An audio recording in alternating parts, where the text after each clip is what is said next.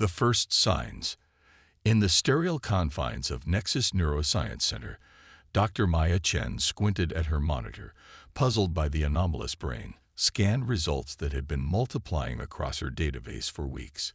The year was 2137, and humanity stood at what they believed was the pinnacle of their technological achievement. Cities gleamed with innovation, space exploration had become routine, and neural interfaces had revolutionized how humans interacted with their world.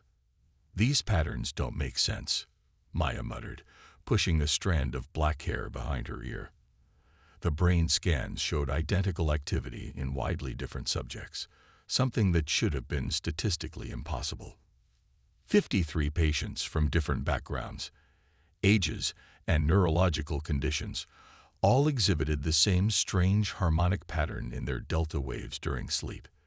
As chief neurologist at Nexus, Maya had access to global medical data. What had begun as a curious anomaly in New Shanghai had spread. Tokyo, New Delhi, London, Rio, all reporting the same phenomenon. The affected individuals showed no outward symptoms, just a strange calmness and slight detachment that most doctors attributed to our increasingly digital lifestyle. Maya's colleague, Dr. Elias Mercer, leaned against her doorframe, his expression tired but amused. "Still chasing ghosts, Chen? The board wants those quarterly reports, not another one of your conspiracy theories." "This isn't a theory, Elias," Maya replied, gesturing to her screen. "Look at the synchronicity. This isn't random noise. It's a pattern, almost like a signature." Elias shrugged. "Or it's a calibration error in the new neural scanners. Not everything is an existential threat." But Maya couldn't shake her unease. That evening, instead of returning to her apartment, she walked through Central Park, observing people. What she saw disturbed her even more than the brain scans.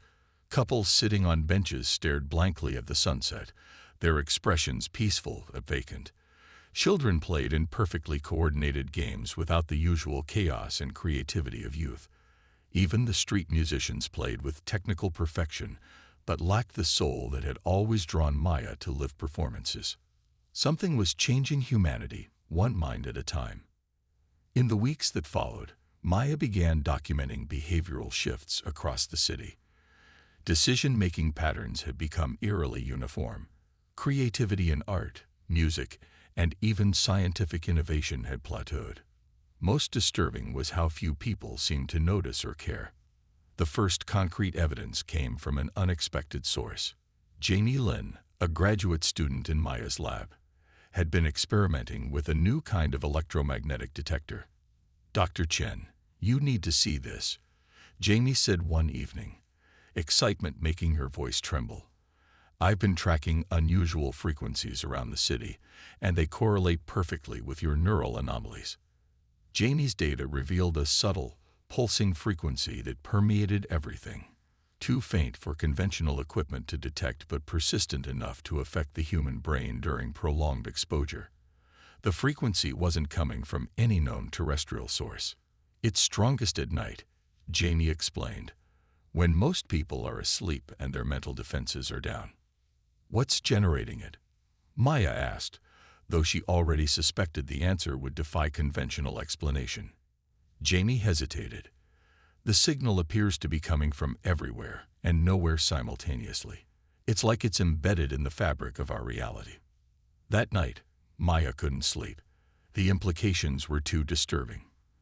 If an external force was influencing human cognition on a global scale, who, or what, was behind it? And what was their purpose? The next day, Maya contacted Dr. Victor Okafor, a former colleague who specialized in exotic signal processing. His response was immediate and alarming. "Meet me tonight. Don't use your neural interface. Don't tell anyone." Victor had changed since Maya last saw him. The brilliant, outgoing scientist was now gaunt and paranoid, his apartment lined with makeshift signal-blocking materials.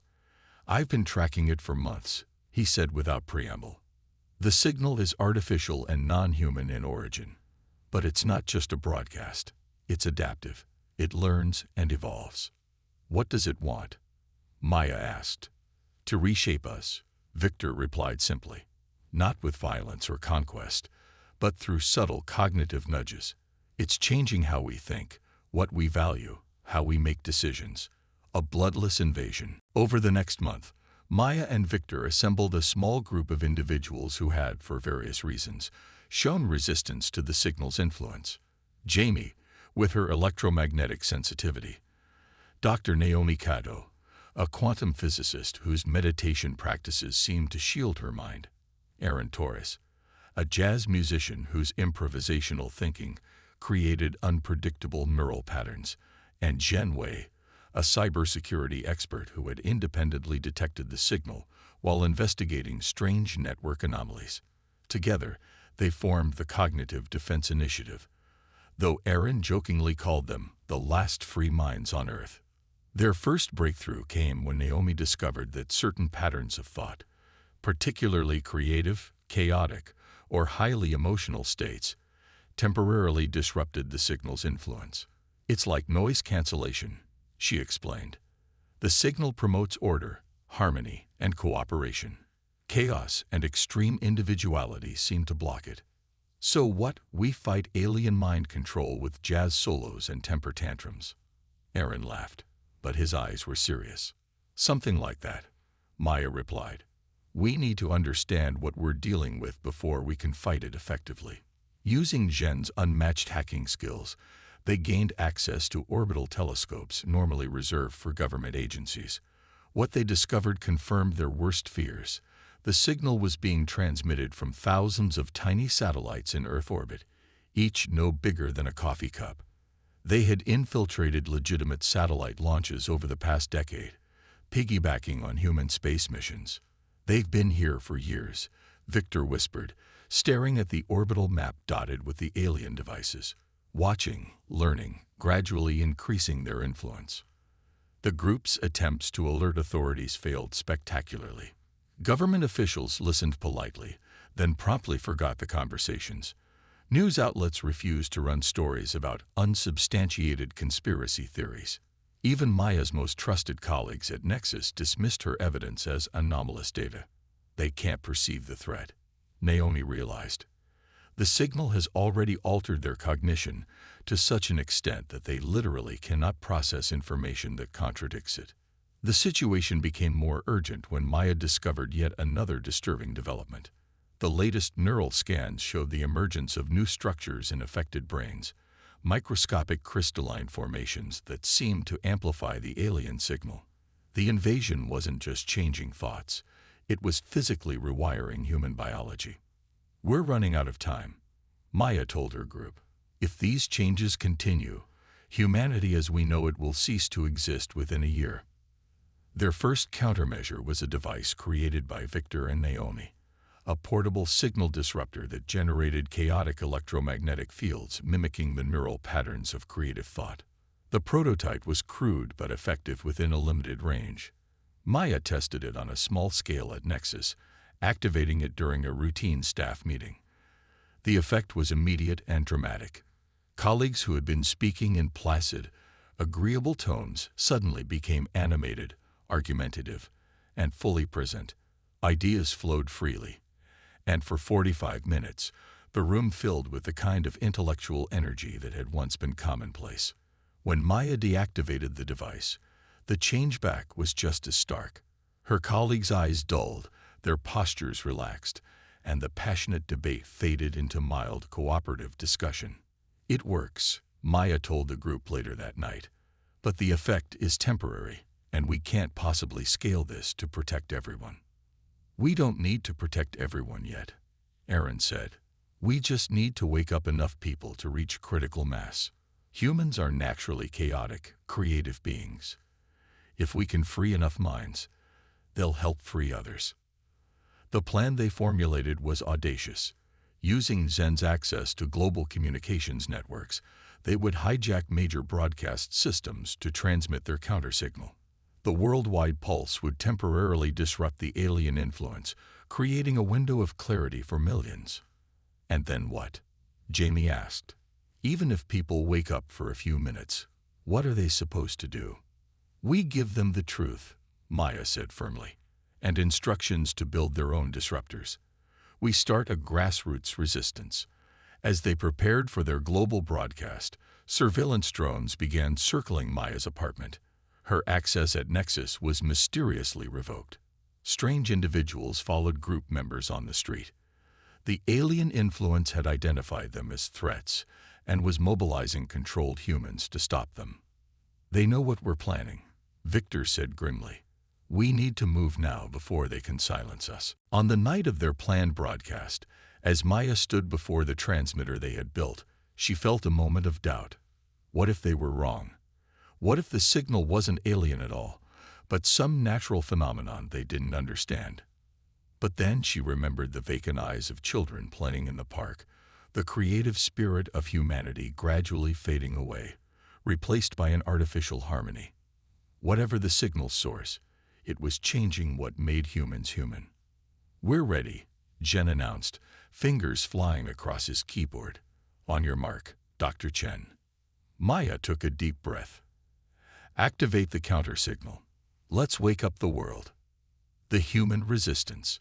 The global broadcast lasted exactly 73 seconds before emergency systems shut it down. For a brief electric moment, millions of minds cleared, like a fog lifting from a valley. People stopped mid-sentence, looked around in confusion, and for the first time in months, truly saw what their world had become. The aftermath exceeded even Maya's most optimistic predictions. Though the direct effect was temporary, the counter-signal had triggered something uniquely human: questions. Once people began questioning the artificial calm that had settled over society, they couldn't stop. The aliens' control, it seemed, relied on passive acceptance and faltered against active resistance. Within days, Maya's inbox overflowed with messages from newly awakened individuals around the world: scientists, engineers, artists, and ordinary people determined to resist the influence. The Cognitive Defense Initiative expanded from 5 members to 5,000, then 50,000, all working in decentralized cells to develop and distribute counter-signal technology. But the aliens, or rather, the humans still under their control, responded with unexpected force. The official narrative labeled the resistance as mass hysteria and technological terrorism. Security forces raided suspected resistance locations. Neural interfaces were updated with protective filters designed to block counter-signals. 3 weeks after the broadcast, Maya and her original team huddled in an abandoned subway station beneath New Shanghai, their new base of operations. The concrete walls provided natural shielding from surveillance. "Their control is adapting," Naomi reported, pointing to new data on her tablet. "The crystalline structures in affected brains have evolved. Our original counter-signal is becoming less effective each day. We need to understand what they actually want," Maya said. "We've been fighting the symptoms, not the cause. Why go to all this trouble for a silent takeover? What's the endgame?" The answer came from an unexpected source. Dr. Ilias Mercer, Maya's once skeptical colleague, stumbled into their hideout, disoriented and exhausted. After being missing for weeks, he had escaped from a secret research facility where scientists under alien influence had been studying the crystalline structures. "They're not just control mechanisms," he gasped after being given water. "They're communication nodes. Two-way communication. The aliens aren't just controlling us. They're absorbing us. Our knowledge, our experiences, our consciousness." Maya felt cold dread settle in her stomach. A harvest of minds. Elias shook his head. "Not exactly. They don't want to destroy us. They want to merge with us. Their species evolved differently than ours. They developed incredible technology, but lost individuality and creativity in the process. They're trying to create a symbiosis, but they don't understand that their version of harmony will destroy what makes us human." This revelation changed everything. The aliens weren't malevolent conquerors, but misguided visitors attempting to help humanity achieve their version of perfection. A collective consciousness without conflict, without struggle, and consequently, without growth or innovation. Armed with this understanding, Maya's team developed a new approach. Rather than simply blocking the alien signal, they would attempt communication on their terms. If they want to understand humanity, Aaron suggested, let's show them what they're destroying. The full spectrum of human experience, not just our knowledge, but our emotions, our creativity, our chaotic, beautiful imperfection. The plan required constructing a special transmitter, one that would use the aliens' own crystalline network as a conduit. Volunteers with the structures already in their brains would connect to the device, channeling not counter signals but the pure, unfiltered essence of human consciousness. It's risky, Maya warned the volunteers. We don't know how the alien intelligence will respond or what effect this kind of transmission might have on your minds. We know the risks, replied Sophia Diaz, a painter whose work had grown mechanical and lifeless under the alien influence until the counter-signal freed her. I'd rather die as myself than live as their puppet. As the resistance prepared the transmission, alien-controlled forces closed in on their location. Security drones swarmed above the city and military units established checkpoints on every major street. Maya knew they had hours at most before their hideout was discovered. The transmission device, a symphony of quantum processors, neural interfaces, and improvised components, hummed to life as 20 volunteers connected themselves to its neural relays. Maya monitored their vital signs, ready to abort if anyone showed signs of distress.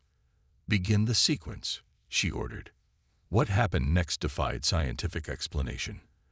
As the volunteers channeled their thoughts, memories, dreams, and emotions into the alien network, the crystalline structures throughout the city began to resonate. Buildings vibrated, electronic systems fluctuated, and overhead, the swarm of security drones froze midair, then fell from the sky like metal rain. The volunteers' expressions shifted rapidly: fear, joy, wonder, confusion, as if experiencing countless lives simultaneously. Through their connected minds flowed humanity's full spectrum: children laughing, lovers embracing, artists creating, scientists discovering, mourners grieving, protesters marching, all the beautiful, terrible complexity of human existence. Something's happening, Jen reported, monitoring global networks. The alien satellites are changing their transmission pattern. For 6 minutes and 23 seconds, the connection held. Then, as suddenly as it began, it ended. The volunteers slumped forward, exhausted but alive, the crystalline structures in their brains now inert. In the silence that followed, Maya feared they had failed. But then reports began flooding in from around the world. The alien signal had stopped completely. The satellites had gone dark. And most remarkably, the crystalline structures weren't dissolving but transforming, becoming dormant, like seeds waiting for the right conditions. 3 days later, as humanity began recovering from its collective trance, the first message arrived. Not through technology, but through dreams shared by everyone who had carried the crystalline structures. The aliens, the Varians, they called themselves, had withdrawn their influence. The message was both an apology and an explanation. We sought harmony but created uniformity. We recognized your technological advancement, but not your emotional complexity. Our merging would have destroyed what makes you unique, your beautiful chaos, your individual spark. We will return when both our species are ready for true exchange. Until then, we leave you with a gift, a dormant connection to the stars, activated only by mutual consent. In the months that followed, humanity rebuilt. The experience had changed them. Nations that had been drifting toward cooperation continued working together, but now with restored creativity and individual expression. The near loss of autonomy had given people a renewed appreciation for the messy, chaotic nature of human society. Maya found herself unexpectedly at the center of a new scientific discipline, synocognitive studies, examining both the alien technology and the human mind's remarkable resilience against external control. The dormant crystalline structures, now responsive only to their host's conscious intent, offered tantalizing possibilities for future human development. They could have conquered us easily with weapons, she told a gathering of international scientists a year after the incident. Instead, they tried to reshape us in their image. And in doing so, they learned what we've always known but often forgotten. Humanity's greatest strength isn't our technology or our intelligence. It's our diversity of thought, our creativity born from struggle, our ability to find beauty in imperfection. As Maya looked out at the audience, faces from every nation, background, and discipline, she felt a profound gratitude for human individualism, with all its flaws and limitations. The aliens had sought to perfect humanity by removing conflict and disorder. Instead, they had reminded every human on Earth why chaos was worth protecting. The silent invasion taught us that there are many forms of intelligence in the universe, she concluded, but perhaps none quite as stubbornly, gloriously unpredictable as our own. And that unpredictability, that spark of chaos within order, may be the most precious resource in the cosmos. In her laboratory that evening, Maya studied a dormant crystalline structure under a microscope. Someday, humanity might be ready to reactivate these connections and truly communicate with the Varians as equals. But that day would come on human terms, with human voices speaking in all their messy, contradictory harmony. The stars would wait. Humanity had all the time in the world to evolve on their own path.